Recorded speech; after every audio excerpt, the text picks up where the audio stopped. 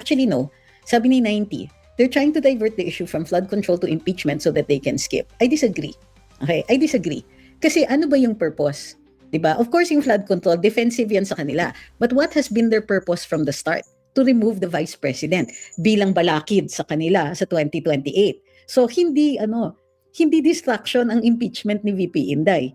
Okay, hindi distraction yung mga attacks sa kanya. Of course, they're worried about flood control, but the attacks on the vice president have been there since 2023.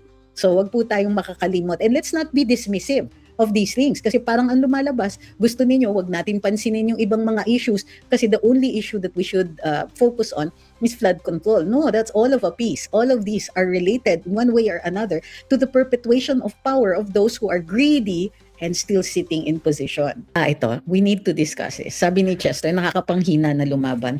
Bakit? Hindi tayo lumalaban pag madali.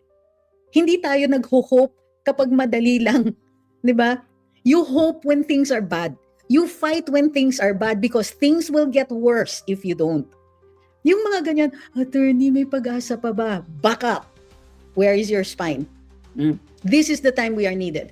This is the time when we need to rise and stand for ourselves. Yung sasabihin ninyo, nanghihina kayo sa laban, kung kailan sila malakas, saka kayo manghihina, ano yan? Hindi tayo lumalabas para lumaban kung madali lang ito. Hindi nga tatawaging laban yan kung madali. Diba? So, para sa akin, why? And even worse, yung mga nagpo-post ng, may pag-asa pa ba? May ganito pa ba? Why? Okay? Do you understand how much power your words have? Do you understand how you influence other people within your sphere? Do you understand that every individual has persuasive power and influential power, even if it is just within your own circle? If you lose hope, that can be, pwedeng mag-spread yan. And a hopeless people will not fight. We will not stand up for our rights pag sa tingin natin ganyan. Again, look at what you are actually looking at. Are you reading it right?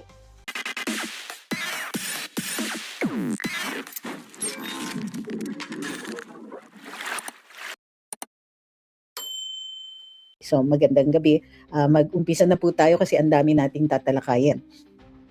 Unang-una na, diba? Saan ba tayo mag-uumpisa?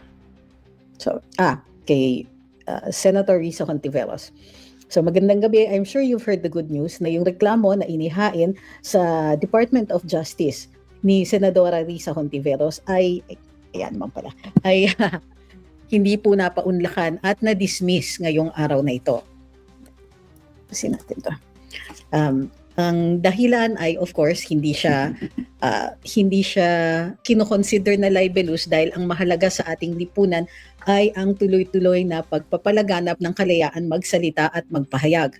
Bukod pa dito, ang sinasabi ng mga prosecutors, while medyo masakit nga yung ibang mga pinost ng mga nasasakdal, mga nireklamo, hindi po ito papatak sa isang krimen. They are not crimes at mananaig pa rin ang kalayaan magsalita at magpahayag. So, good news yan. Kung ating maaalala, ang reklamo na ito ay bunga ng pagkakalabas ng isang dating whistleblower, alleged whistleblower, na itinuro, di umano, si Senadora Risa Hontiveros bilang parang sponsor ng isang tanim witness. Kumbaga, yun yung naging catchphrase. Itong taong ito ay nag-allege na sila ay binayaran para hindi magsabi ng totoo or para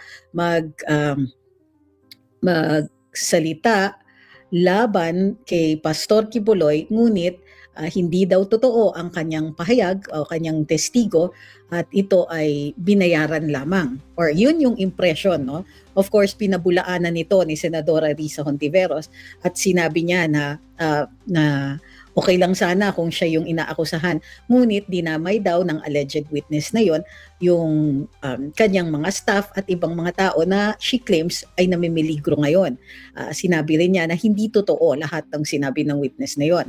Ngunit ang kinasuhan ni Senadora Risa ay primarily yung mga tao na nag-vlog. So nag-announce siya na mayroon siyang inihain na reklamo sa NBI, ngunit later on ay hindi ito nagbunga into a case. Well, as we mentioned, hindi nga lumabas. Eventually, nag-file ng kaso sa Department of Justice. At doon sa Department of Justice, hindi na po kami kasama. Ang Luminous ay dinrap na from the complaint filed with the DOJ at ilan na lang po ang natira. Ang original count was about 12 people sa NBI, pero pagdating sa DOJ ay about half na lang po ang natira. At doon sa kalahating yon, lahat ng reklamo ay na-dismiss na. So, ang statement natin on this matter is simple. Hindi tayo nakakakalimot. Alam natin na ang pagbanggit sa pangalan namin doon pa lang sa pag-a-announce ng investigasyon o naghahain siya ng reklamo for investigation sa NBI, ang pag-include sa pangalan namin was wala sa lugar. Dahil maliwanag kung tinignan niya ang aming mga posts, ang aming mga videos, simple lang. We gave equal space to both sides. Both yung alleged whistleblower at si Senadora Risa were given equal time on Luminous with one video for each of them. We even covered her press conference. Kung kaya't nakakapag-suspecha, kumbaga, very suspicious yung kanyang actions, nabanggitin pa rin ang Luminous sa kanyang intensyon sana na magreklamo. Of course, hindi ito napaunlakan dahil hindi na kami nasama doon sa kaso sa DOJ. Does this mean we have a cause of action against her? In theory, yes, we can actually file a libel suit against her for including our name in the list of people na supposedly nag-repost ng video at kiniklaim niya na part of the conspiracy. However, we will have to determine kung ito ay necessary pa. Sa pagdidismiss ng mga kaso, sa hindi pag-include sa Luminous sa kanyang kinaso sa DOJ, might also, it helps to mitigate yung inis namin doon sa kanyang baseless accusations sa amin. Okay. So, next topic. Ano ba yung susunod? Na-extend po ang suspension ni Congressman Kiko Barsaga by a vote of 238 to 10 and to 9. 10 ang nagtutol, 9 ang nag-abstain, 238 po ang bumoto for the extension. O bakit in-extend ang kanyang suspension? Kung maaalala natin, ang initial suspension niya ay tungkol sa mga indecent social media posts. May mga pinost siya ng mga photographs na di umano'y considered inappropriate, including one showing ang term na ginamit ay scantily clad woman with her thighs around his neck. Mga nakikita naman natin to sa mga sine. May mga reckless at saka defamatory accusations na di umano'y ginamit daw sa para atakihin ang mga kapwa niya, kongresista, accusing them of corruption. And then, of course, merong inciting to hostility, katulad po ng binanggit niya na dapat ma-evacuate daw muna ang Kongreso bago niya in-encourage yung pag-SUNOG nito. Okay. So, ngayon, dun sa extension or second suspension niya, ang mga akusasyon sa kanya ay primarily yung allegation niya na yung dati niyang mga kasamahan sa NUP ay tumanggap di umano ng mga bribes from a shipping magnate noong July 2025. The said shipping magnate, Enrique Razon, also filed a libel suit against Congressman Barsaga. So, dinify din niya po yung ethics committee. Hindi siya dumating sa mga meetings nito at hindi siya nagpakita dun sa last na pagdidinig. Bukod pa dyan, sinabi niya na si dating ang yumaong Antipolo 2nd District Representative na si Congressman Romeo Aco ay involved daw sa flood control corruption at sinabi niyang God's will ang kanyang pagyao para hindi matuloy ang corruption. Ang lakas na loob ni Kong. Ayon kay Ethics Committee Chairman JC Abalos, si Barsaga daw ay tuloy-tuloy sa pagpo-post ng malicious at defamatory content sa kanyang social media. Kung kaya't siya po at base dun sa mga ibang mga sinabi niya at gawain niya, ay siya po ay napatawa ng additional 60-day suspension. Okay. Hindi tayo, ang stand ng Luminous dito, hindi tayo sang-ayon. Si Congressman Barsaga, of course, yung ibang mga gawain niya can be shocking. Totoo yan. However, ang object ng kanyang gawain o salita ay primarily against the powerful. And that is a different equation. Iba po ang pag pinatatamaan mo ordinaryong mamamayan at ikaw ay powerful figure. The law should seek to balance, should seek to protect those who have less protection. But these congressmen, by themselves, they already have a right to not be held accountable, to not be sued for the things that they say and do in Congress. It's called parliamentary immunity. They also have a limited immunity on arrests for crimes less than 6 years ang penalty, and if they are inside Congress during session. So, ang stand ng Luminous dito is that Congressman Barsaga, being a disruptor and being somebody who for the first time defies the conventions of a closed and how do you call this, mafia-like organization, is seeking balance in the equation. Ano yung sinasabi natin dito? Again, because it is the powerful that he seeks to hold accountable. He's not going after ordinary citizens. And because the people do not benefit from the omerta silence or the silence of colleagues' wrongdoing in Congress, what Congressman Barsaga is actually doing is a service to the people. This is the stand of us here in Luminous. The law should seek equality, should seek balance, and that in times like this, when it is the comfortable that are made uncomfortable by both the speech and actions of Congressman Barsaga, I think some leeway should be given to him. Nevertheless, this is not to say na hindi dapat immune siya from prosecution. On the contrary, mas maigi or mas less political yung mga nag-seek ng redress through a legal proceeding. Diba? Hindi ako sang-ayon sa congressman going to court against the former congressman. Gayunpaman, karapatan nila yan. Enrique Razon's libel suit is also his right and they can all seek redress in court. Ang beef namin ay dito sa Ethics Committee. Congressman Barsaga should actually be thanked by the people for bringing to us news or for showing us that the emperors or the little emperors in Congress have no clothes. So, next, ano na ba ang nangyayari dito? Anong nangyari naman sa impeachment? At least against President Bongbong Marcos, in a vote of 39-7 by the Committee on Justice, the second complaint was dismissed. So the first complaint was dismissed on a vote of 42-1. Yung 42-1 is the vote on Attorney De Jesus's complaint. The 39-7 is the vote against the complaint filed by the Makabayan Bloc.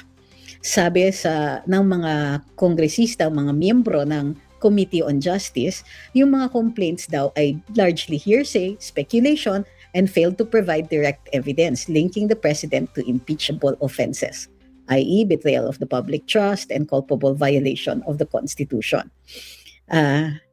Anong mangyayari nito? Ang committee report ay tutuloy naman po sa plenaryo. At sa plenaryo, maaaring siyasatin o suriin ang desisyon ng Committee on Justice. It is possible for plenary to overturn it, though not probable at this point. It is still within the realm of possibility.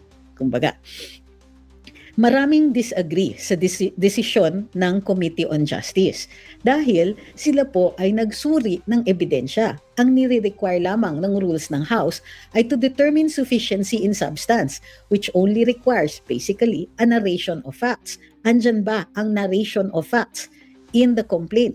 Mayroon po ba siyang kaakibat na ebidensya doon sa na ina-attach sa kanyang reklamo? So, ayon sa ilang mga kongresista na hindi sang-ayon mismo sa desisyon ng Committee on Justice, it is not the place of the Committee on Justice to determine if the evidence is sufficient.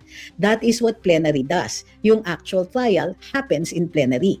Ang trabaho o obligasyon ng Committee on Justice is only to determine sufficiency in form and substance. Next. Okay. Interesting ang times natin ngayon. Naglabas naman ng announcement si Congressman Legarda Leviste, Leandro Legarda Leviste. At sinabi niya na kaya siya nag-abroad ay dahil pinressure siya and ang message was sent through his mother. Marami tuloy ang nag-isip. Si Loren ba ang hostage? Hindi po. Huwag po natin ikumpara ang dalawa at huwag po natin ihalo ang dalawang issues. Si Senator Loren, as we mentioned yesterday, was part of an attempt to change the leadership doon sa Senado. However, after a flurry of phone calls allegedly coming from Malacanang and maraming mga senators na nagbago ng isip, including Senator Loren Legarda herself, na pinangakuan di umano, and we emphasize the di umano part, pinangakuan di umano na siya po ay magiging Senate President sakaling matupad ang wish ni Senator Tito Soto na maging Vice President siya in case of a successful impeachment on the Vice President.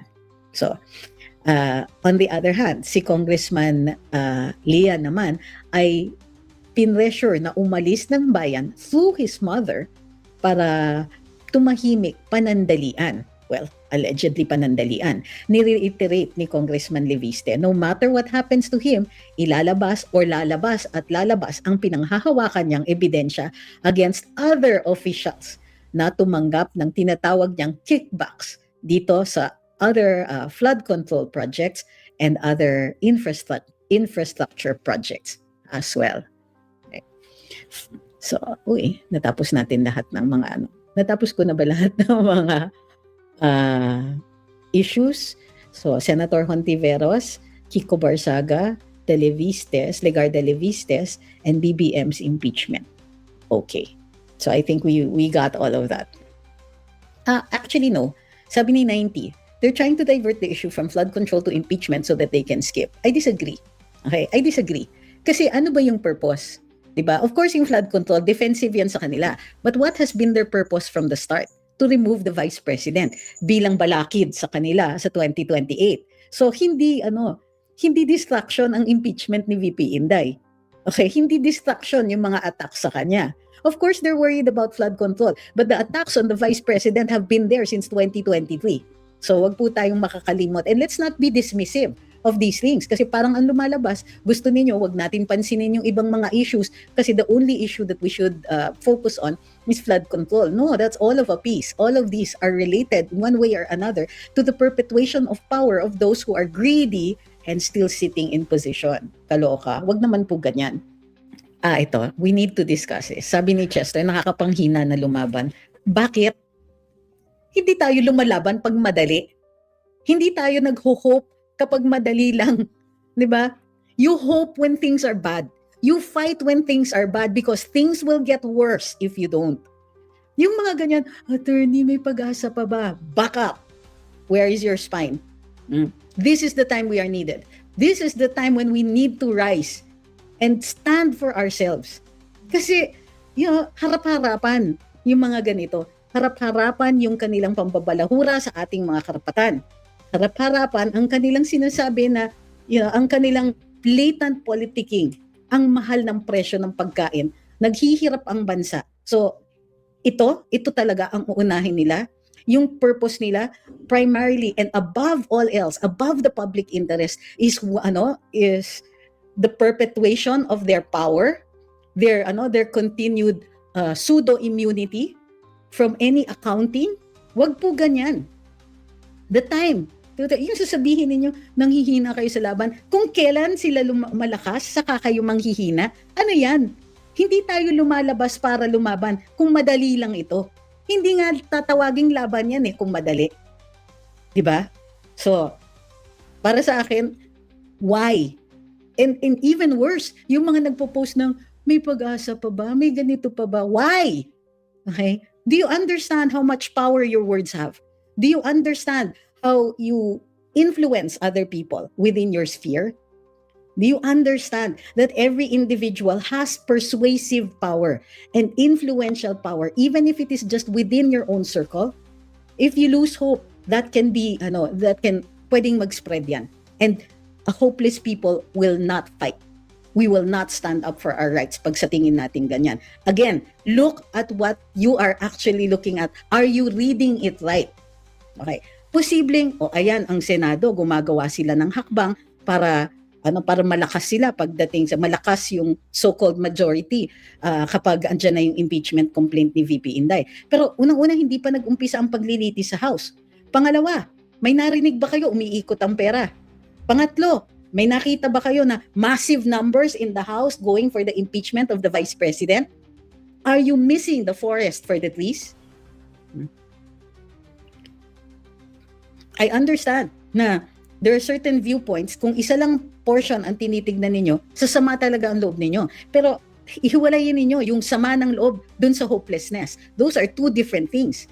When they're doing things like this to us, when they prioritize blatant politicking, the perpetuation of themselves in power over the public interest, hindi ba dapat, imbis na manghina, ay lumakas ang loob at magalit? Hindi ba dapat titindigan nyo yan na, teka muna, inaasikaso nyo ba yung mga gawain ng pang-ekonomiya natin? Kamusta naman ang pag-increase ng mga job opportunities dito sa Pilipinas? Kamusta naman ang ibang mga paraan para maibsan man lang ang paghihirap, lalo na ng mga mahihirap na? Kamusta naman ang healthcare? May nakita tayo na mga parang lip service na dinadagdag na serbisyo. Pero yung totoo, di ba? Kung ninanakaw or kung ang perception ay ninanakaw ang pera sa kaban ng bayan, there is very little for public service. Hindi ba dapat nagagalit tayo?